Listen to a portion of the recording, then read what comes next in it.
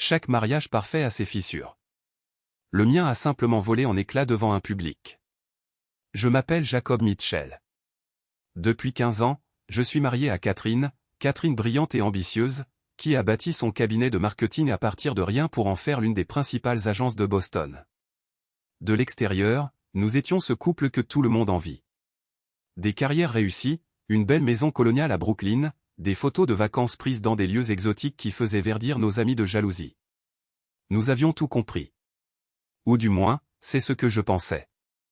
Je vends de l'immobilier de luxe. Je suis bon pour cerner les gens, pour sentir quand quelque chose ne va pas. C'est comme ça que je sais si un client est sérieux dans son intention d'acheter ou s'il me fait juste perdre mon temps. Mais d'une manière ou d'une autre, j'ai manqué les signes au sein de mon propre foyer. La distance s'est installée si progressivement que je l'ai à peine remarqué. Catherine a commencé à travailler plus tard, à voyager plus souvent, à manquer des dîners et des événements.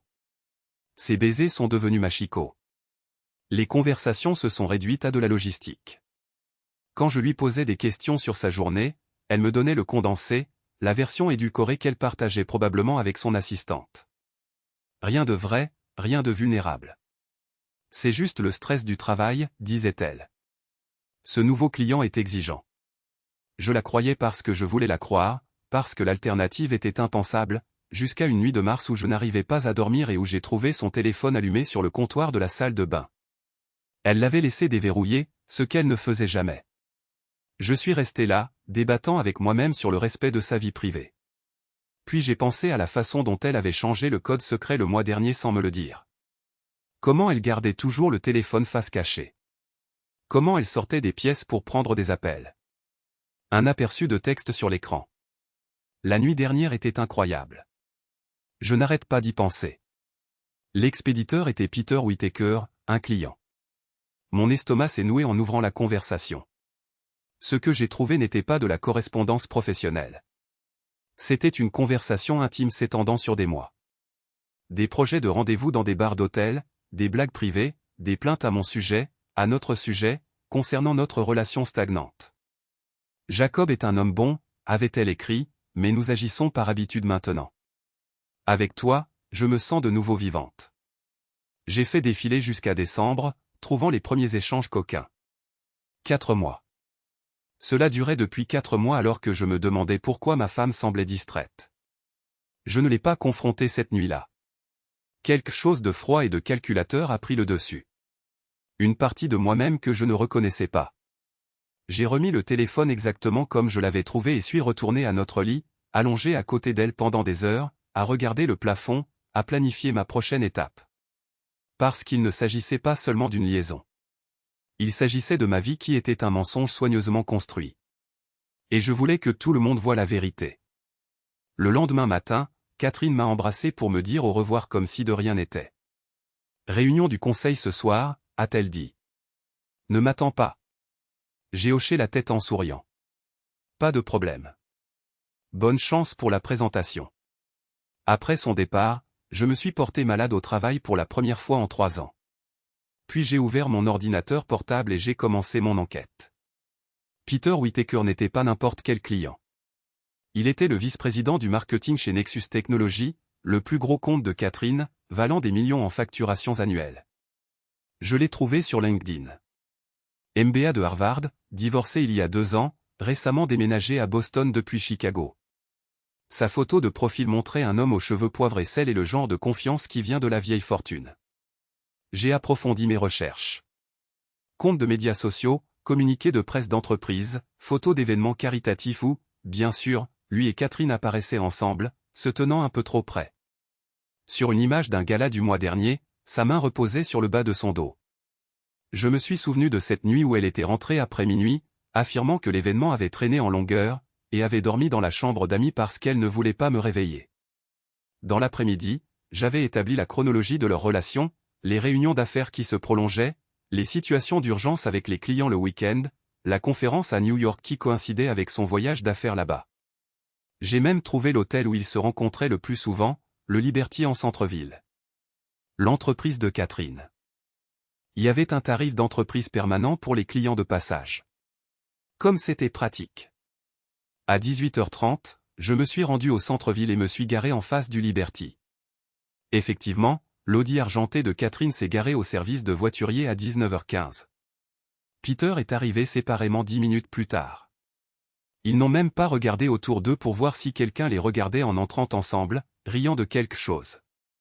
Je suis resté dans ma voiture pendant près d'une heure, la colère montant en quelque chose de dangereux. Puis j'ai appelé mon ami Marcus, qui travaillait comme chef cuisinier à Sorlina, l'un des restaurants les plus exclusifs de Boston. « Salut Marc, j'ai besoin d'une table pour 2 vendredis prochains, et j'ai besoin de quelque chose d'autre. Une faveur que tu vas trouver folle. » Après avoir expliqué ma situation et mon plan, il y eut une longue pause avant que Marcus ne soupire. « Tu es sûr de ça, Jake ? Il n'y a pas de retour en arrière possible après quelque chose comme ça. »« Je suis sûr, » ai-je dit, en observant l'entrée de l'hôtel. Elle ne s'est pas souciée de revenir en arrière après ce qu'elle a fait. Pendant la semaine suivante, j'ai parfaitement joué le rôle du mari insouciant. Je n'ai pas posé de questions quand Catherine est rentrée tard. Je n'ai fait aucun commentaire quand elle prenait des appels dans une autre pièce. J'étais l'image même de l'époux distrait et à l'aise qui avait cessé de faire attention. Pendant ce temps, je mettais tout en marche. D'abord, j'ai appelé l'assistante de Catherine, Linda, sous prétexte d'organiser une surprise pour le prochain anniversaire de Catherine. Linda m'avait toujours apprécié, après quelques douces incitations, elle a confirmé ce que je soupçonnais. Il n'y avait pas une réunion du conseil ce soir-là, et Catherine avait bloqué son emploi du temps avec de vagues réunions clients 3 après-midi par semaine depuis plusieurs mois. Ensuite, j'ai contacté plusieurs des associés du cabinet de Catherine, les invitant à nous rejoindre pour un dîner de célébration chez Sorlina. Je leur ai dit que Catherine avait décroché un nouveau compte majeur, mais qu'elle voulait rester discrète jusqu'à ce que nous puissions l'annoncer officiellement. Ils étaient ravis, surtout que les affaires étaient plus lentes que d'habitude ces derniers temps. Ensuite, j'ai contacté l'assistant de Peter, me faisant passer pour quelqu'un du bureau de Catherine, disant « Monsieur Whittaker est invité à dîner vendredi avec Catherine et les associés de l'agence pour discuter de l'élargissement de leur collaboration. » L'assistant a confirmé sa présence. Enfin, j'ai engagé un détective privé pour documenter les rencontres de Catherine et Peter tout au long de la semaine, collectant des photos, des vidéos et des horodatages de leurs rendez-vous. Cela m'a coûté $5000, mais ça valait chaque centime. Le vendredi matin, j'avais un dossier complet de leur liaison, soigneusement organisé dans un classeur. J'avais aussi un second classeur contenant des documents financiers, montrant que Catherine avait détourné des ressources de l'entreprise pour financer ses rendez-vous galants, facturant des chambres d'hôtel comme hébergement client, faisant passer des dîners romantiques pour des réunions d'affaires, utilisant même le service de voiture de l'entreprise pour les transporter tous les deux à une escapade d'un week-end dans le Vermont. Alors que je nouais ma cravate ce soir-là, Catherine sortit de son dressing dans une robe noire que je n'avais jamais vue. « Tu es magnifique, dis-je, et je le pensais. Elle était sublime, le genre de femme pour laquelle les autres hommes m'enviaient. Du moins, c'était le cas avant. « Merci, dit-elle, me jetant à peine un coup d'œil alors qu'elle attachait les boucles d'oreilles en diamant que je lui avais offertes pour notre 10e anniversaire. « Es-tu sûr de devoir venir ce soir ? C'est juste un dîner d'affaires ennuyeux, souris-je. Je ne le manquerai pour rien au monde. En plus, tu as tellement travaillé ces derniers temps. Je veux te soutenir. » Elle parut mal à l'aise un instant, mais hocha la tête. « C'est attentionné. Nous devrions prendre des voitures séparées, par contre. J'aurais peut-être besoin de rester tard avec l'équipe après. »« Bien sûr, dis-je. Ce qui te convient le mieux. » Sorlina bourdonnait d'activité à notre arrivée. Marcus avait tout arrangé à la perfection. Une grande salle à manger privée avec une table centrale dressée pour 8 personnes. Catherine se figea quand nous entrâmes et qu'elle vit ses associés déjà assis, le champagne coulant à flots. « Jacob, qu'est-ce que c'est » murmura-t-elle, son sourire forcé. « Surprise, dis-je. Je pensais que tu méritais de célébrer ton succès avec les personnes qui t'apprécient le plus. » Avant qu'elle ne puisse répondre, son associé se leva pour nous saluer, la félicitant pour le nouveau compte que j'avais mentionné. Catherine J.O. eut le jeu avec brio, bien que la confusion vacillât dans ses yeux. Nous n'attendons plus qu'un invité, annonçai-je alors que nous prenions place. Catherine me lança un regard perçant. Qui d'autre vient ? demanda-t-elle doucement. Je me contentai de sourire et de lui verser un verre de champagne. Bois, ma chérie. Ce soir est spécial. 10 minutes plus tard, Peter Whittaker entra, s'arrêtant net en voyant le groupe réuni. Ses yeux se posèrent furtivement sur Catherine, dont le visage était devenu pâle. « Monsieur Whittaker, dis-je en me levant et en lui tendant la main. Merci de vous joindre à nous. Je vous en prie, asseyez-vous ici. » J'indiquai la chaise directement en face de Catherine. La tension était exquise. Aucun d'eux ne savait exactement ce qui se passait, mais tous deux sentaient que quelque chose n'allait pas du tout. Les associés de Catherine semblaient confus. Ils connaissaient Peter comme un client existant, pas comme un nouveau compte. Une fois tout le monde assis, je me levai et levai mon verre. J'aimerais porter un toast, annonçai-je, au partenariat de toutes sortes. Catherine me fixait maintenant, ses yeux suppliants. Je l'ignorais. Certains d'entre vous se demandent peut-être pourquoi je vous ai tous réunis ici ce soir, poursuivis-je. Catherine m'a dit qu'elle avait un dîner d'affaires et j'ai pensé, quelle meilleure façon de soutenir ma femme que d'inviter ses collègues les plus proches à célébrer avec nous. Je sortis le premier classeur et le posai sur la table. J'ai préparé des documents que je pense que vous trouverez intéressants. Je commençai à distribuer des copies de reçus d'hôtel, des photos horodatées et des captures d'écran de messages textes à tout le monde à table, sauf Catherine et Peter. La pièce devint silencieuse comme la mort à mesure que la compréhension se faisait jour. Depuis 4 mois, dis-je calmement, ma femme a une liaison avec Monsieur Whittaker. Cela seul serait une affaire personnelle entre nous. Mais lorsque les ressources de l'entreprise sont détournées pour financer ces rendez-vous, je crois que cela devient aussi une question de préoccupation professionnelle. J'ouvris le second classeur. Vous trouverez ici la preuve que Catherine a facturé des dépenses personnelles liées à cette liaison sur les comptes de l'entreprise. Des chambres d'hôtel, des dîners, des voyages de week-end, le tout facturé au compte de provision de Nexus Technologies ou au compte de frais de l'agence. L'un des associés, David, leva les yeux des documents, le visage livide. Catherine, est-ce vrai? Catherine était devenue complètement immobile, ses phalanges blanches autour de sa coupe de champagne. Peter fixait la table, incapable de soutenir le regard de quiconque. Jacob, dit enfin Catherine, sa voix à peine audible. Nous devrions en discuter en privé. Pourquoi, demandai-je. Tu n'as pas ressenti le besoin d'intimité en discutant de notre mariage avec Peter. Laissez-moi vous lire quelques extraits marquants. Je sortis mon téléphone et commençai à réciter ces messages textes. Jacob n'a aucune idée à quel point je me sens morte à l'intérieur quand je suis avec lui. Ou celui-ci.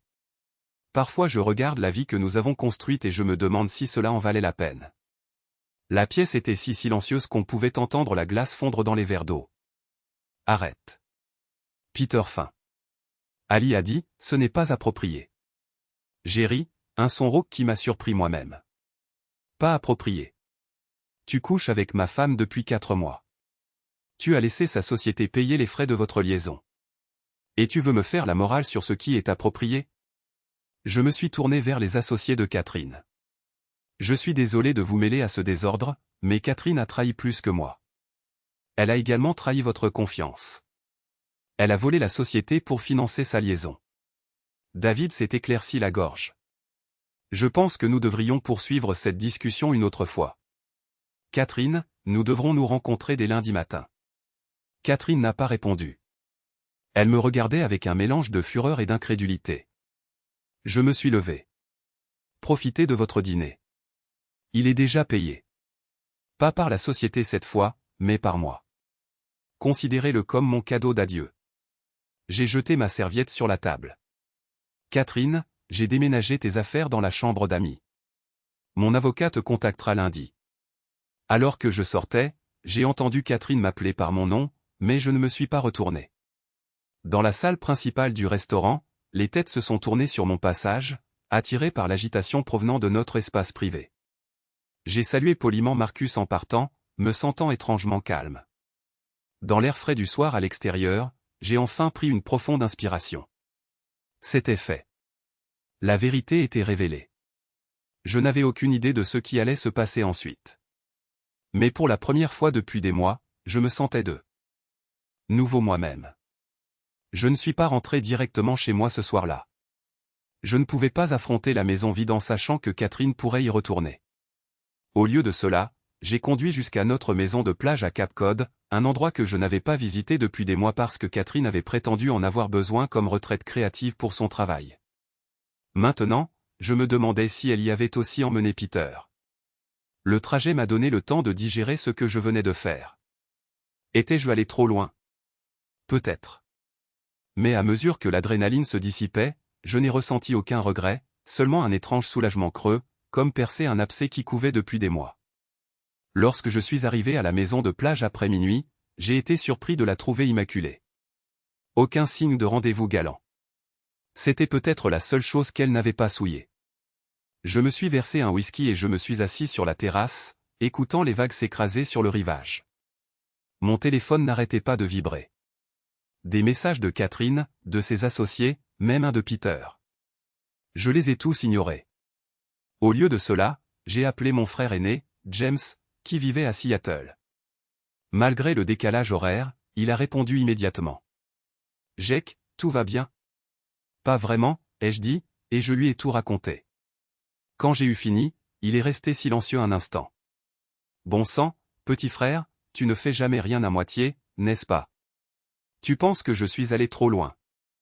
Je pense que Catherine a mérité ce qu'elle a eu, a-t-il dit fermement. Elle ne trompait pas seulement.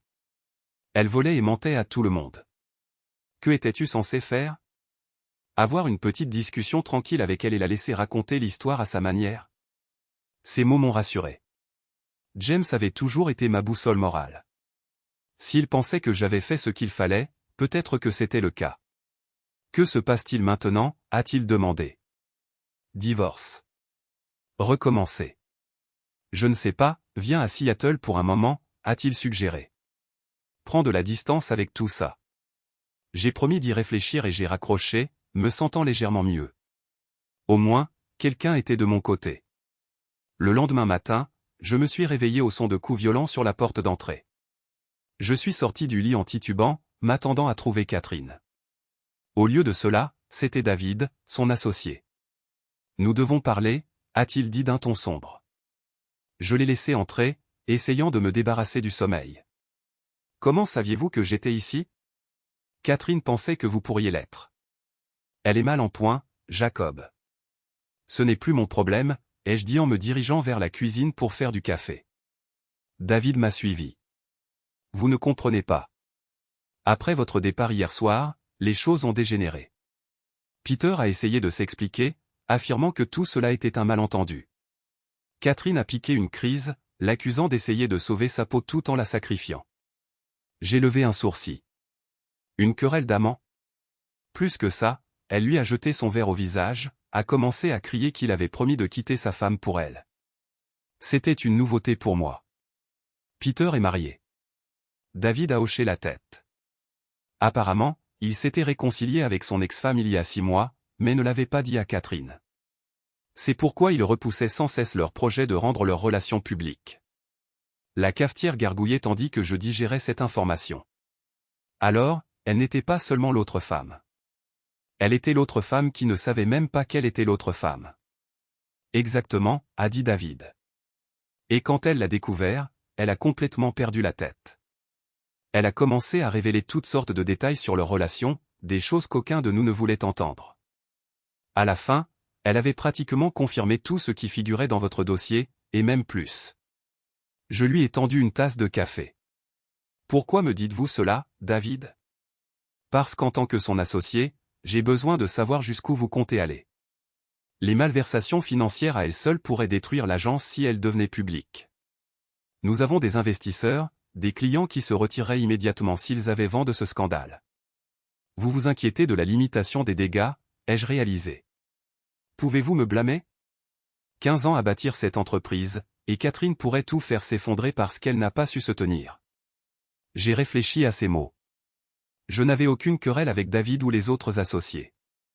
Ils étaient des dommages collatéraux dans une guerre qu'ils n'avaient pas commencée. Je ne compte pas rendre cela public, ai-je dit finalement. Mon problème est avec Catherine et Peter, pas avec l'agence. Le soulagement de David était palpable. Merci. Nous plaçons Catherine en congé administratif immédiat. En attendant une enquête complète. La société de Peter. Son entreprise l'a déjà rappelé au siège de Chicago, donc ils subissent tous les deux des conséquences professionnelles. Des conséquences importantes, a confirmé David. Catherine sera probablement forcée de démissionner une fois que l'enquête confirmera les malversations financières. Et d'après ce que j'entends, Peter est mis sur la touche chez Nexus Technologies. Techniquement toujours employé, mais dépouillé de toutes ses responsabilités. Il y avait une certaine justice poétique à tout cela. Ils avaient tout risqué pour leur liaison, et maintenant ils perdaient tout à cause d'elle. Une dernière chose, a dit David, en posant sa tasse de café. Catherine m'a demandé de te donner ceci. Il m'a tendu une enveloppe avec mon nom écrit dessus de la main élégante de Catherine.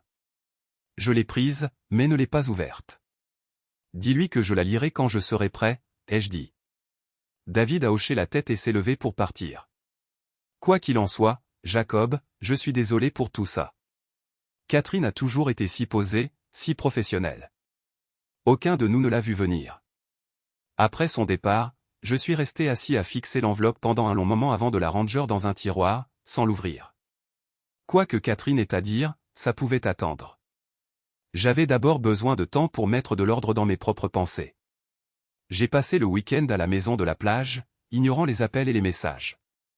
Le dimanche soir, je suis finalement retourné à notre domicile de Brooklyn, à moitié m'attendant à y trouver Catherine, malgré mes instructions de rester éloigné. La maison était vide, mais des signes de son départ précipité étaient partout. Des tiroirs laissés entr'ouverts, des cintres vides dans le placard, des emplacements vides sur le comptoir de la salle de bain où se trouvaient ses crèmes et lotions coûteuses. Dans la chambre d'amis, j'ai trouvé une note sur l'oreiller. Je reste chez Mélissa. Nous devons parler quand tu seras prêt. Mélissa était sa colocataire de collège, une avocate spécialisée dans le divorce qui ne m'avait jamais particulièrement apprécié. Parfait. Le lundi matin, j'ai rencontré mon propre avocat, Bernard, un homme astucieux de 60 ans qui s'occupait de mes transactions immobilières depuis des années. Je ne vais pas te mentir, Jacob, a-t-il dit après que je lui ai expliqué la situation. Cela pourrait devenir compliqué. L'infidélité n'a plus l'impact qu'elle avait sur les règlements de divorce, mais les malversations financières ajoutent une complication. Si Catherine a utilisé des fonds communs pour sa liaison, nous pourrions avoir un dossier pour dissipation des biens matrimoniaux. Je ne veux pas la ruiner, ai-je précisé. Je veux juste ce qui est juste. Bernard a hoché la tête, bien sûr, mais le juste peut être subjectif dans ces situations. Mon conseil, documente tout, communique uniquement par mon intermédiaire, et prépare-toi à un marathon, pas à un sprint. Des divorces comme celui-ci peuvent prendre des mois, voire des années. Des années. Le mot m'a frappé comme un coup physique. Je ne pouvais pas imaginer être lié à Catherine par cette trahison pendant des années. Et si nous réglions rapidement? Si je lui donnais ce qu'elle veut? Bernard a froncé les sourcils. Ce n'est rarement conseillé. Les émotions sont vives en ce moment, et les règlements rapides laissent souvent mes clients avec des regrets. J'ai quitté son bureau avec un sentiment lourd dans la poitrine. La satisfaction d'avoir exposé l'affaire de Catherine s'estompait, remplacée par la sombre réalité de ce qui m'attendait. Des mois de bataille juridique, la division des biens, le démantèlement de 15 ans de vie commune. Ce soir-là, j'ai enfin ouvert la lettre de Catherine. Son écriture était tremblante, à l'opposé de son écriture habituellement assurée. Jacob, ce que tu as fait était cruel et inutile. Tu aurais pu me confronter en privé. Au lieu de cela, tu as choisi de détruire non seulement notre mariage, mais aussi ma réputation professionnelle et ma carrière. Est-ce ce que je méritais pour ne plus t'aimer? Oui, j'ai fait des erreurs.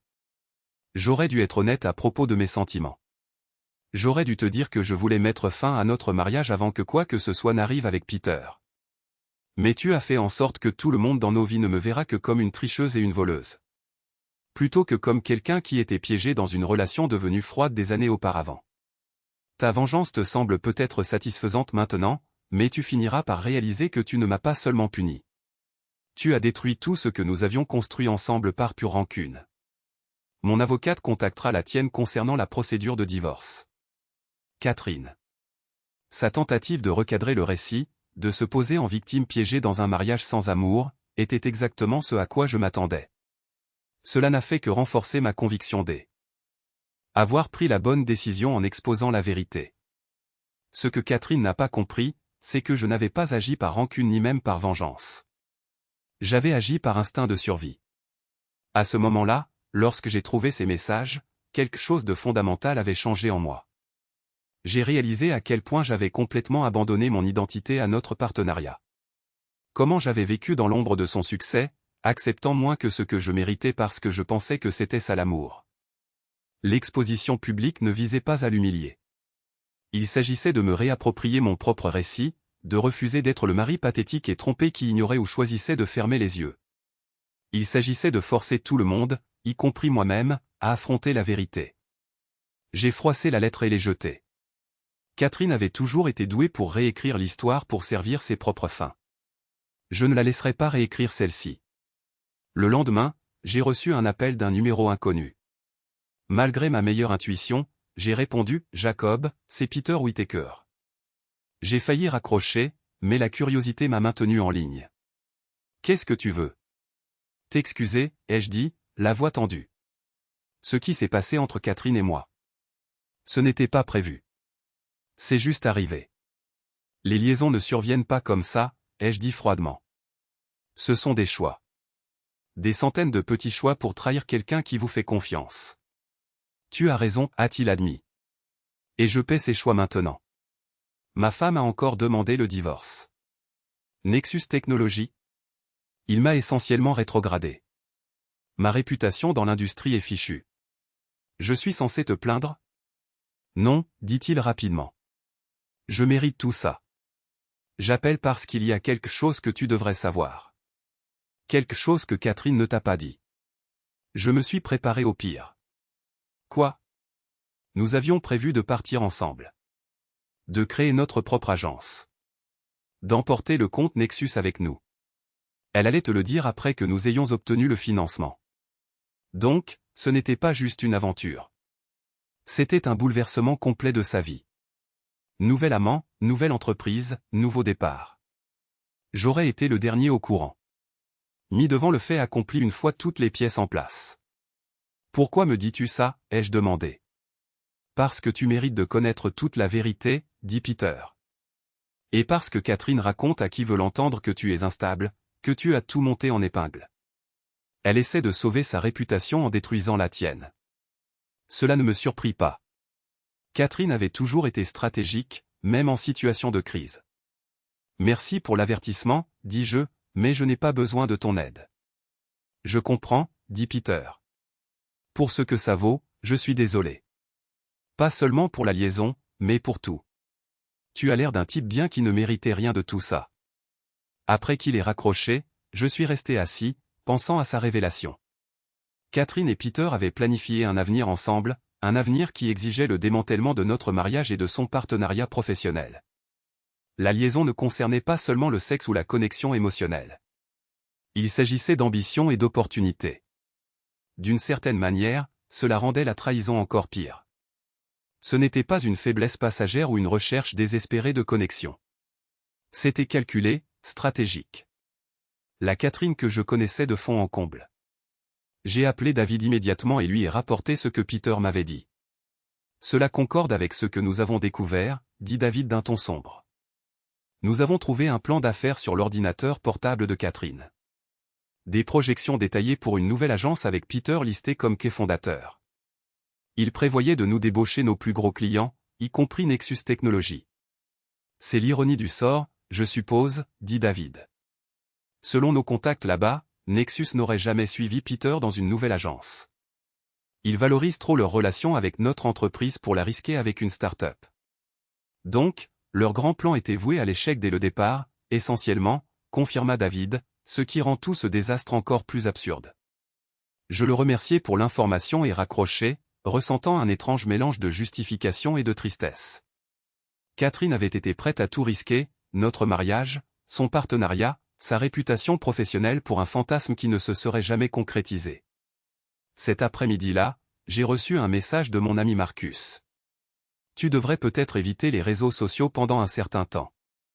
Trop tard. Je voyais déjà les publications.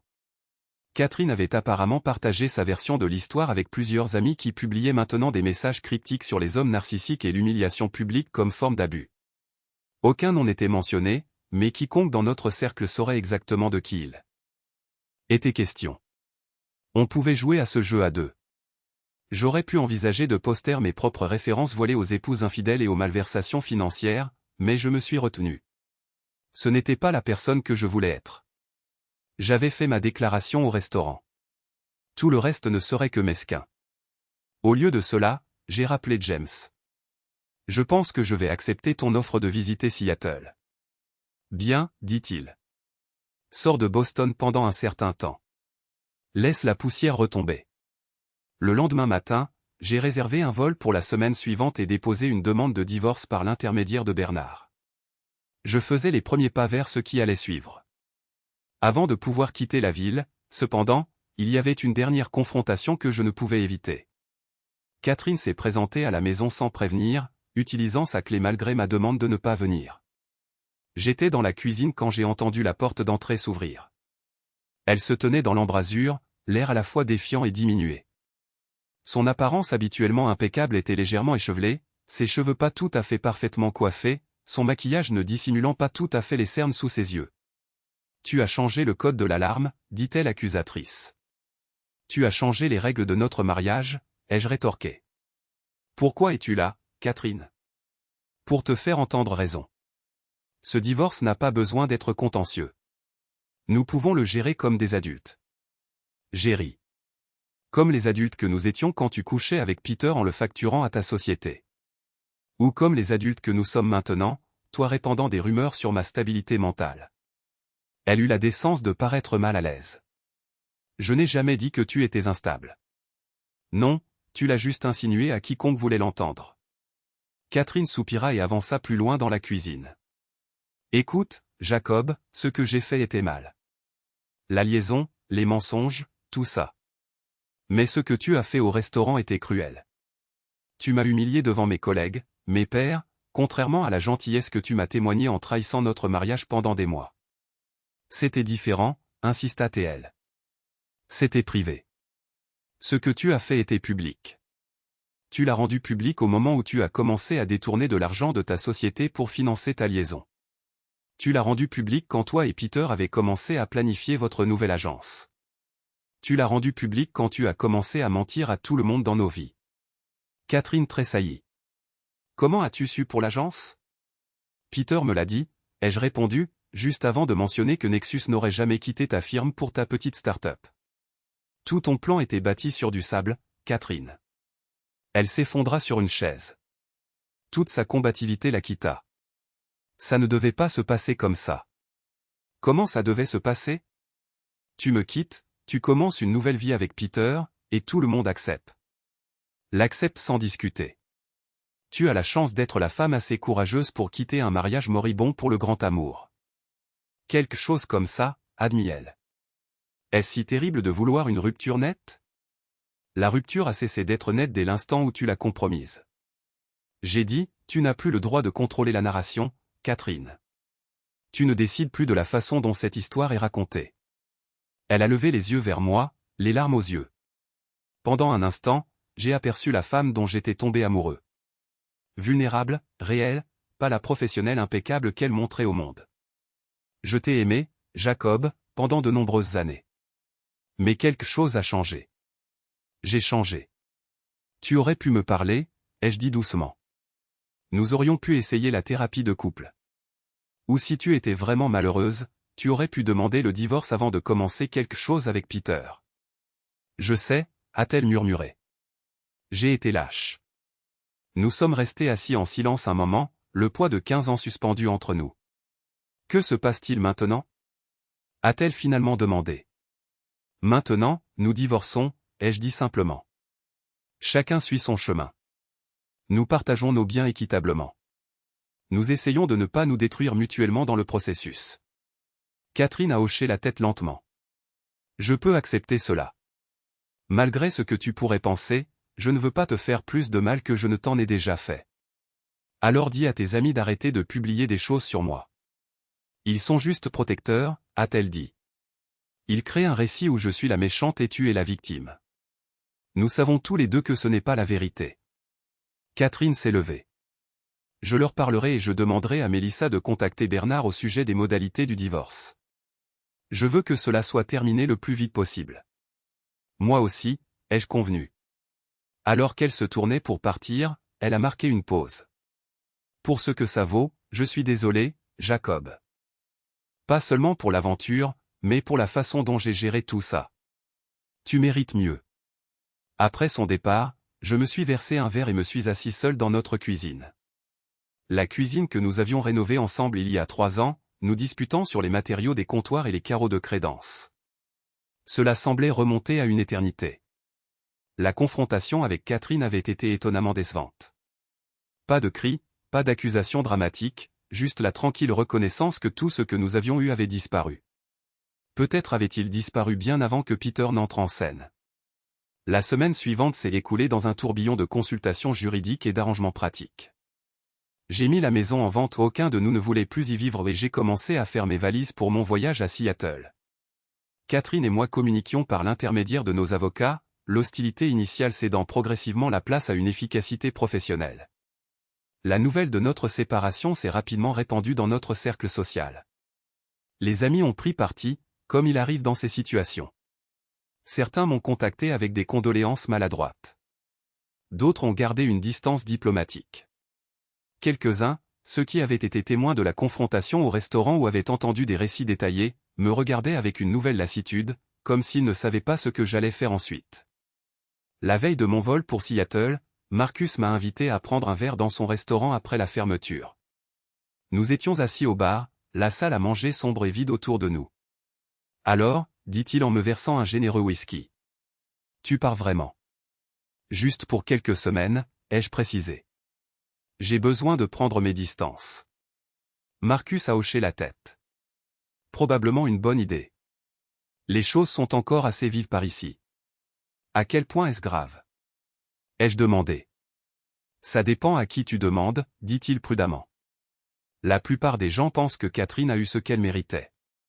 Quelques-uns pensent que tu as été trop loin avec l'exposition publique. Tout le monde s'accorde à dire que Peter est un serpent. J'ai souri légèrement. Au moins, il y a un consensus sur quelque chose. Et toi? A demandé Marcus. Des regrets? J'ai réfléchi à la question de l'exposition de l'aventure. Sur la façon dont je l'ai fait, peut-être. Rétrospectivement, j'aurais pu les confronter en privé d'abord, donner à Catherine une chance d'avouer avant d'impliquer ses associés. L'aurait-elle saisi? Probablement pas, ai-je admis. Catherine n'a jamais été du genre à admettre sa défaite. Marcus a rempli mon verre et m'a dit d'arrêter de me remettre en question. Tu as fait ce que tu as jugé nécessaire sur le moment. Maintenant, tu dois te concentrer sur la suite. C'est le problème, ai-je dit. Je n'ai aucune idée de ce qui vient après. Pendant 15 ans, ma vie a été définie par mon mariage avec Catherine, par nos objectifs et nos projets communs. Maintenant, je suis juste à la dérive. Ce n'est pas forcément une mauvaise chose, a fait remarquer Marcus. Combien de personnes ont la chance de se réinventer complètement à notre âge? Je n'y avais pas pensé de cette façon. La fin de mon mariage n'était pas seulement une perte. C'était aussi une opportunité. Une chance de redécouvrir qui j'étais en dehors de Catherine. De construire une vie qui reflète mes propres désirs et ambitions, et non notre identité commune soigneusement élaborée. Tu as peut-être raison, ai-je dit, en levant mon verre. Au nouveau départ, Marcus a fait teinter son verre contre le mien. Au nouveau départ vers des vies authentiques. Authentique. Le mot a résonné en moi. Tant de ma vie avec Catherine avait été une question d'apparence, la bonne maison, les bonnes vacances, les bonnes relations sociales. Nous avions créé une vie extérieure parfaite tout en laissant notre connexion intérieure s'étioler. Peut-être que maintenant je pourrais construire quelque chose de réel, quelque chose d'honnête. J'ai pris l'avion pour Seattle le lendemain, laissant derrière moi les débris de mon mariage et l'incertitude de ce qui allait suivre. James m'a retrouvé à l'aéroport, me serrant dans une étreinte d'ours. « Bienvenue dans la ville pluvieuse », dit-il en prenant mon sac. « Comment tu tiens le coup ?»« Mieux que prévu, ai-je admis. Il y a quelque chose de libérateur à voir sa pire crainte se réaliser. Une fois que l'impensable arrive, tout le reste semble gérable. » James a ri. C'est une vision étonnamment optimiste de la part de quelqu'un dont la femme vient d'eux. Catherine a eu une liaison. Ne te méprends pas, dis-je alors que nous marchions vers sa voiture. Je suis toujours en colère. Je me sens toujours trahi, mais je suis aussi soulagé, comme si j'avais porté le poids de maintenir un mariage parfait, et que maintenant je pouvais enfin le déposer. Ça se tient, dit James. D'après ce que tu m'as raconté, Catherine. Eux et toi étiez plus des partenaires commerciaux que mari et femme vers la fin. Ils n'avaient pas tort. Catherine et moi avions été efficaces ensemble, prospères ensemble. Mais quand avions-nous été vraiment intimes pour la dernière fois, pas seulement physiquement, mais émotionnellement? Quand avions-nous partagé nos peurs, nos rêves, nos êtres authentiques pour la dernière fois? James vivait dans un loft moderne à Capitol Hill avec sa petite amie Tara, chirurgienne pédiatrique au sourire chaleureux et à l'attitude directe et sans chichi. Leur appartement était tout en briques apparentes et en baies vitrées offrant une vue sur le centre-ville de Seattle et la baie au-delà. « Fais comme chez toi », dit James en me montrant la chambre d'amis. Tara est de garde ce soir, donc nous sommes seuls jusqu'à demain. Cette première nuit, James et moi sommes restés éveillés tard à boire de la bière et à parler comme nous ne l'avions pas fait depuis notre jeunesse. Il m'a mis au courant de sa vie à Seattle, et j'ai partagé plus de détails sur l'implosion de mon mariage que je n'en avais dit à personne d'autre. Tu sais ce qui est le pire, dis-je, en regardant les lumières scintillantes de la ville. Pas la liaison en elle-même, mais la prise de conscience que Catherine et moi vivions des vies séparées depuis des années avant l'arrivée de Peter. Nous étions des colocataires qui faisaient occasionnellement l'amour, pas des partenaires. James hocha la tête. Je l'ai vu la dernière fois que je suis venu vous voir. La façon dont vous vous tourniez autour au lieu de vous parler. J'ai failli dire quelque chose, mais ce n'était pas ta place, terminai-je pour lui. Je comprends. Je n'aurais pas écouté de toute façon. Alors, quoi maintenant, demanda-t-il. Une fois le divorce prononcé, j'ai haussé les épaules, recommencé, je suppose. Trouver qui je suis sans Catherine. Tu pourrais déménager à Seattle, suggéra James. Le marché immobilier ici est en plein essor. Tu ferais fortune avec ton expérience. L'idée était tentante. Un nouveau départ complet dans une nouvelle ville. Loin des murmures et des regards embillés de la société de Boston.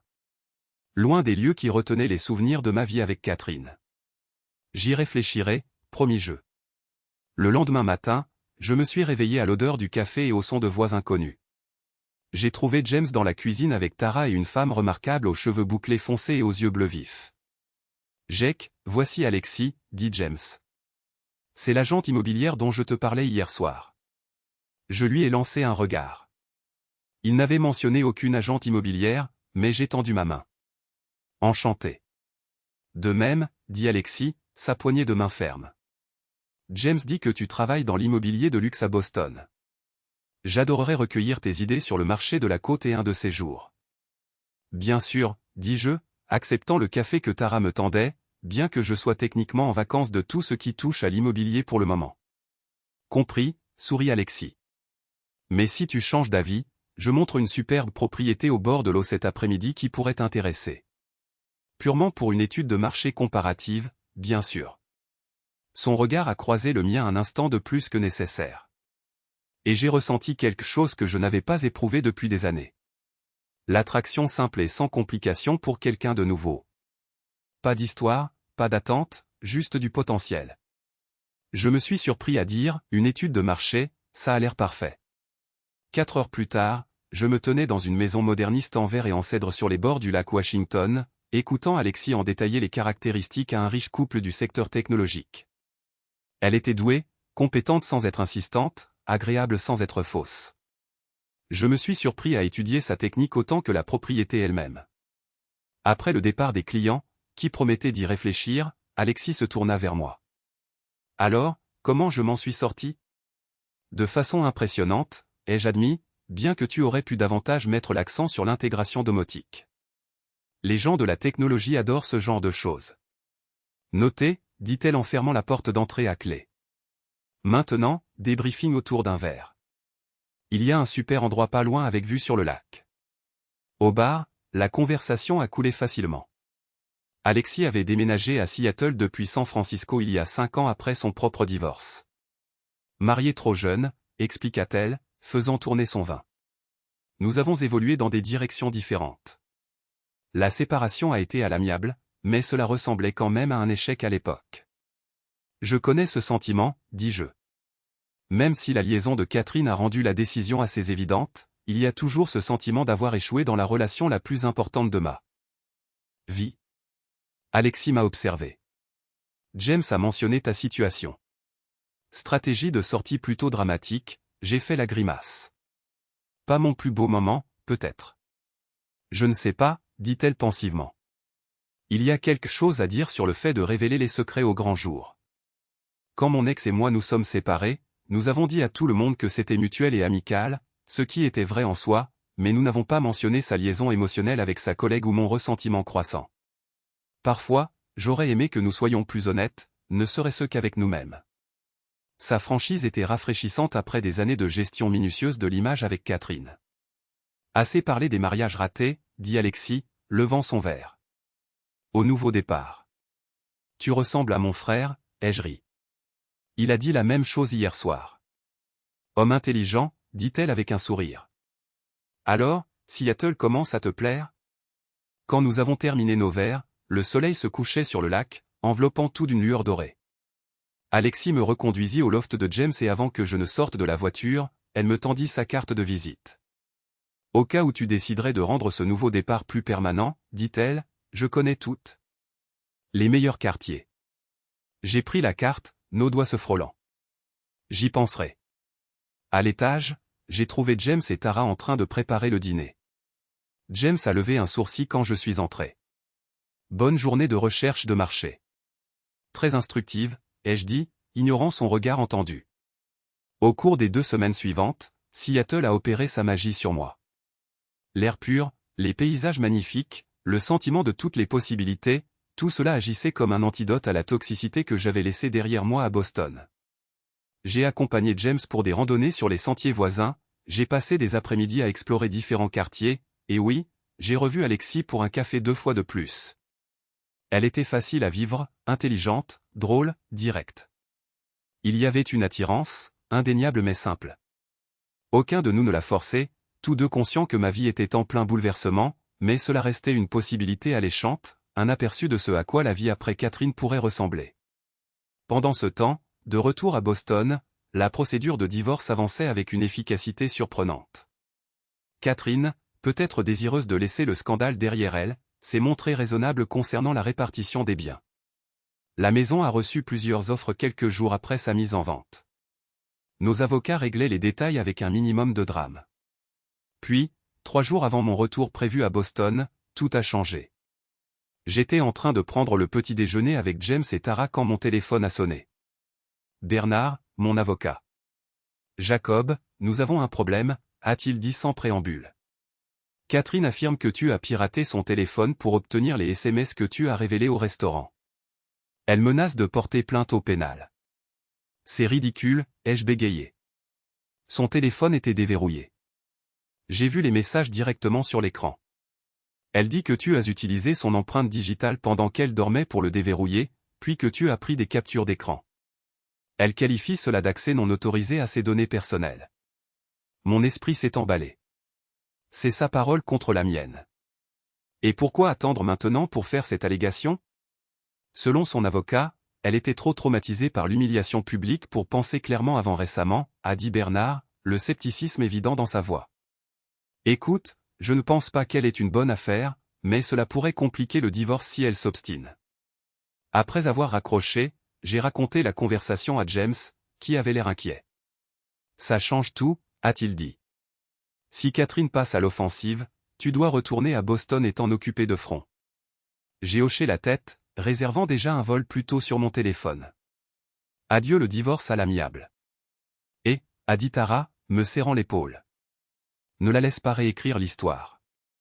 Je savais ce qui s'était passé, mais en étais-je si sûr? La nuit où j'ai découvert les messages devenait de plus en plus flou dans ma mémoire. Le téléphone de Catherine était-il déverrouillé ou l'avais-je vu entrer son code plus tôt dans la journée et l'avais-je utilisé? Avais-je pris des captures d'écran ou simplement lu les messages? Sous le choc, avais-je franchi une ligne sans même m'en rendre compte? Non. Je me suis souvenu clairement maintenant. Le téléphone était déverrouillé, posé sur le comptoir de la salle de bain. Je n'avais pas eu besoin de contourner la moindre sécurité. C'était Catherine qui faisait ce qu'elle faisait toujours, trouver un moyen de se faire passer pour la victime, même quand elle avait manifestement tort. Je suis Entrer à Boston le lendemain matin.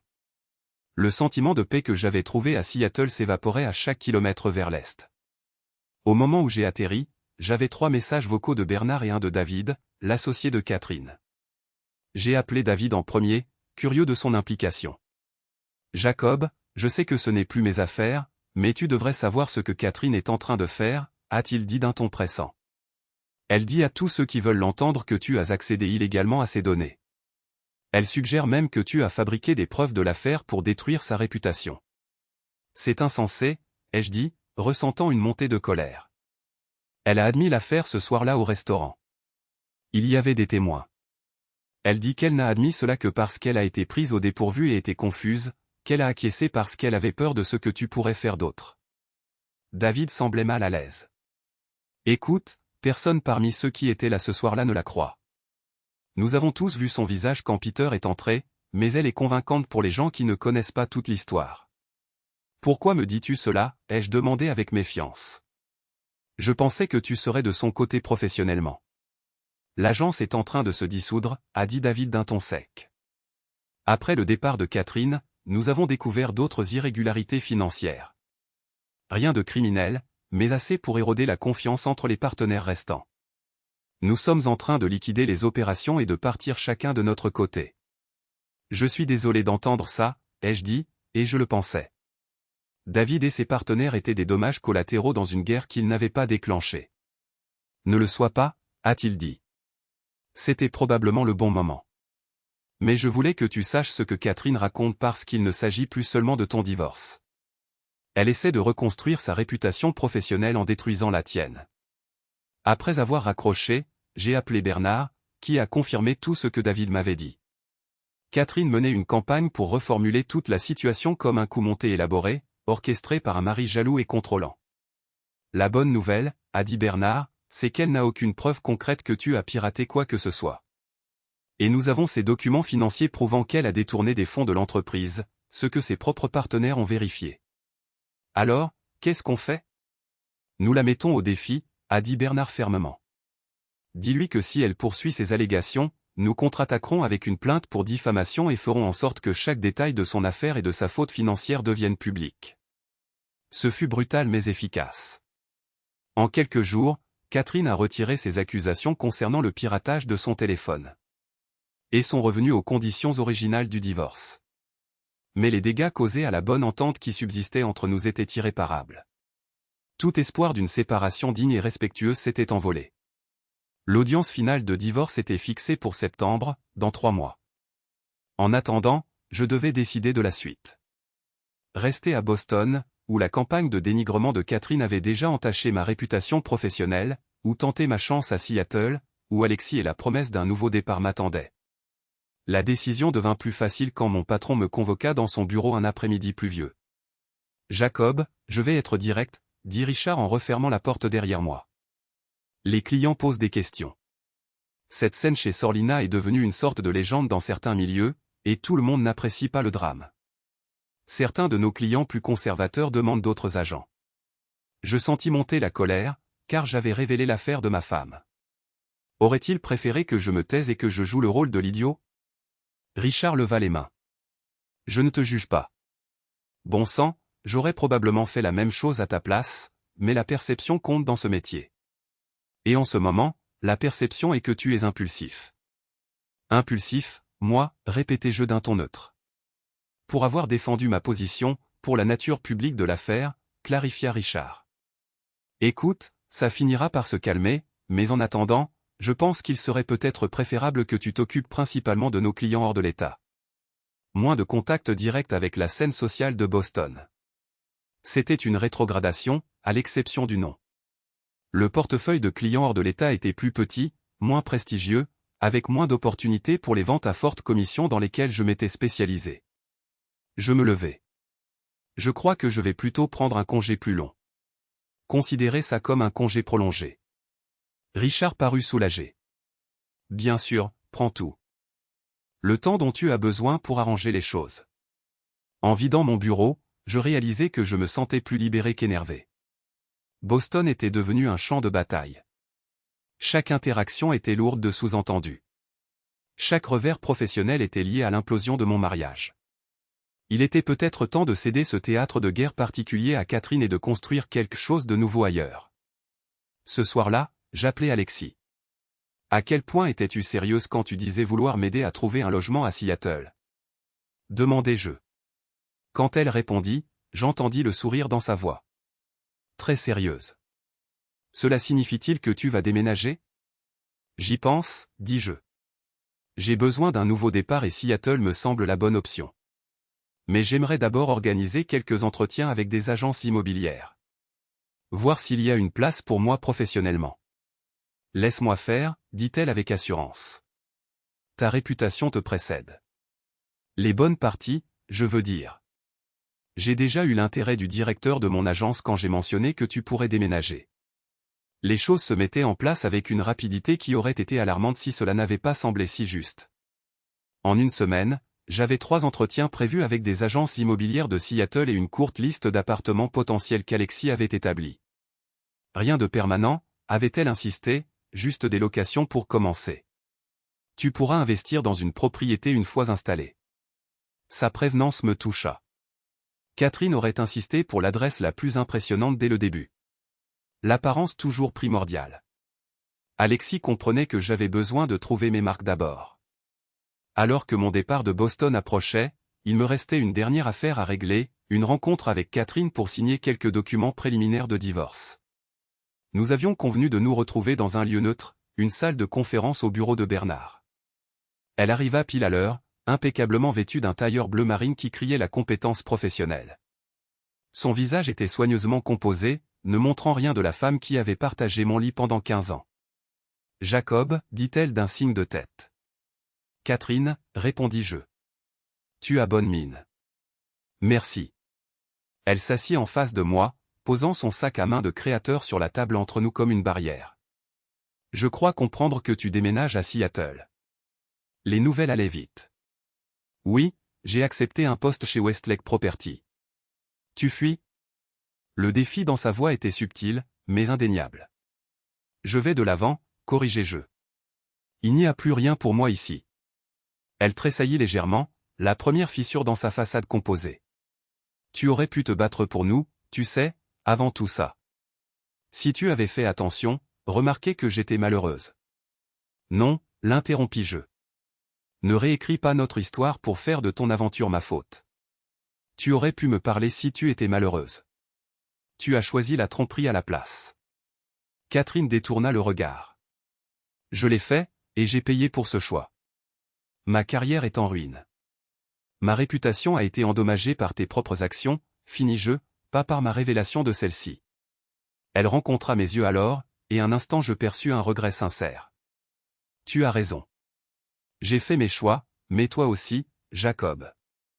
Tu as choisi la voie la plus destructrice possible quand tu as découvert l'affaire. Tu aurais pu me confronter en privé. Au lieu de cela, tu as orchestré une exécution publique. Il y avait de la vérité dans ces mots, aussi inconfortable que ce fut à admettre. J'avais choisi la manière la plus dommageable d'exposer sa trahison, poussé par le besoin de contrôler le récit, de m'assurer qu'elle ne pourrait pas manipuler l'histoire pour se présenter comme le personnage sympathique. Peut-être avons-nous tous les deux choisi la destruction plutôt que la guérison, dis-je doucement. Peut-être cela dit-il tout sur la raison pour laquelle notre mariage a échoué au départ. Catherine hocha lentement la tête. C'est peut-être ça. Nous signâmes les documents en silence. Le grattement du stylo sur le papier, le seul son dans la pièce. Quand nous eûmes fini, Catherine se leva pour partir, puis hésita. Pour ce que ça vaut, dit-elle, je suis désolée, Jacob. Pas seulement pour l'affaire, mais pour tout ce qui a suivi, les allégations de piratage téléphonique, les rumeurs. C'était mesquin et indigne de nous deux. Merci de l'avoir dit, ai-je répondu, surpris par sa franchise. Je suis aussi désolé de la nature publique de cette révélation. Tu aurais mérité d'avoir l'occasion de t'expliquer en privé d'abord. Un léger sourire a éclairé son visage. Aurais-tu écouté? Probablement pas, ai-je admis. J'étais trop en colère et trop sur la défensive. Elle a pris son sac. Au revoir, JAC. OB. J'espère que Seattle t'apportera ce que tu cherches. Tandis qu'elle partait, j'ai senti un poids s'envoler de mes épaules. Pas le pardon exactement, mais une sorte d'apaisement. La reconnaissance que nous avions tous deux commis des erreurs, tous deux choisi des chemins qui menaient à une destruction mutuelle plutôt qu'à la sauvegarde de ceux qui auraient pu être sauvés. 2 jours plus tard, j'ai embarqué dans un avion pour Seattle avec 2 valises et pas de billets retour. Le reste de mes affaires suivrait une fois que j'aurais trouvé un logement permanent. Tandis que l'avion décollait, j'ai regardé Boston s'éloigner sous moi, la ville où j'avais construit une vie avec Catherine devenant de plus en plus petite jusqu'à disparaître sous les nuages. Dans ma poche se trouvait la carte de visite d'Alexis, un symbole tangible des possibilités à venir. Je n'étais pas assez naïf pour penser que déménager à travers le pays guérirait comme par magie les blessures de la trahison et du divorce. Des jours difficiles m'attendaient, des moments de doute et de regret, mais pour la première fois depuis la découverte de l'affaire de Catherine, je me sentais vraiment plein d'espoir. Non pas à cause d'Alexis, même si sa présence à Seattle était certainement un attrait, mais parce que je faisais enfin des choix basés sur ce que je voulais, et non sur ce qui correspondait à l'image soigneusement construite que Catherine et moi avions maintenue si longtemps. L'avion a viré vers l'ouest, en direction des montagnes et de l'océan, vers une ville où personne ne me connaissait comme le mari de Catherine, ou ce type qui avait révélé l'affaire de sa femme chez Sorlina. À Seattle, je pouvais être simplement Jacob, un homme qui recommençait à zéro, portant les leçons de son passé mais non définies par elle. Mon téléphone a vibré, un SMS d'Alexis. Bon voyage. La ville t'attend. J'ai souri et lui ai répondu, en route, prêt pour la suite. Tandis que nous nous élevions au-dessus des nuages, j'ai réalisé que la révélation de l'affaire de Catherine avait été à la fois une fin et un début. La révélation publique avait brisé l'illusion de notre mariage parfait. Mais ce faisant, elle nous avait libérés tous les deux pour construire quelque chose de plus authentique. 6 mois plus tard, je me tenais sur le balcon de mon nouvel appartement surplombant le lac Union, regardant le soleil se coucher sur les montagnes olympiques. Mon téléphone a sonné. C'était James, qui prenait de mes nouvelles comme tous les dimanches. « Comment ça va, petit frère ?» a-t-il demandé. « Bien, ai-je dit. En fait, très bien. La propriété Dixon s'est vendue hier. Le prix le plus élevé par mètre carré dans ce quartier cette année. Tu déchires professionnellement, comme prévu, Harry James. Et personnellement, j'ai jeté un coup d'œil dans l'appartement où Alexis préparait le dîner, dansant sur une musique que seule elle pouvait entendre avec ses écouteurs. On prend notre temps, mais on va dans la bonne direction. Catherine a signé les derniers papiers, a dit James, sont-on prudent? Maman m'a dit que c'était officiel maintenant. Je sais, ai-je dit. Bernard a appelé hier. Comment te sens-tu? J'ai réfléchi à la question, regardant les derniers rayons du soleil scintiller sur l'eau. Libre, ai-je dit finalement, comme si je pouvais enfin clore ce chapitre complètement. Aucun regret sur la façon dont tout s'est passé. J'ai admis que la scène au restaurant n'avait pas été mon moment le plus glorieux. Mais je ne regrette pas que la vérité soit sortie, aussi chaotiquement que cela se soit produit. Catherine et moi vivions un mensonge bien avant son affaire. Au moins, maintenant nous avons tous les deux une chance d'avoir quelque chose de réel. Des pensées profondes de la part de mon frère autrefois superficiel, a taquiné James. Seattle te rend philosophe. J'ai ri. Peut-être. Ou peut-être que les expériences de mort imminente ont cet effet sur les gens. Mort imminente? C'est ce que j'ai ressenti lors du divorce, ai-je expliqué. La mort de l'avenir que je pensais avoir, l'identité que j'avais construite autour du fait d'être le mari de Catherine. Mais on survit. Et de l'autre côté, il y a la possibilité. Alexis a croisé mon regard à travers la fenêtre et a pointé sa montre, en articulant « Le dîner est prêt ». Je dois y aller, ai-je dit à James. On se parle la semaine prochaine. Compte là-dessus. Et Jack, je suis fier de toi. Pas pour l'histoire du restaurant.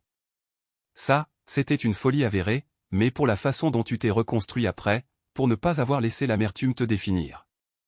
Ces mots sont restés avec moi tandis que je rejoignais Alexis à table, la skyline de Seattle scintillant à travers les fenêtres. Elle avait préparé une paella, une recette qu'elle perfectionnait depuis des semaines, et avait versé 2 verres de vin espagnol. 2 nouveaux chapitres, a-t-elle dit. En levant son verre. J'ai entrechoqué le mien contre le sien. 2 vies authentiques.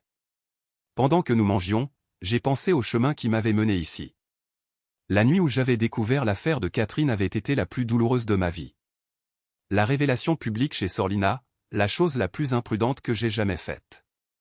Mais sans cette rupture, cette démolition complète de la façade que nous avions construite, je n'aurais peut-être jamais trouvé mon chemin vers ce moment, partageant un repas fait maison avec une femme qui connaissait mes défauts et mon histoire et qui m'appréciait quand même.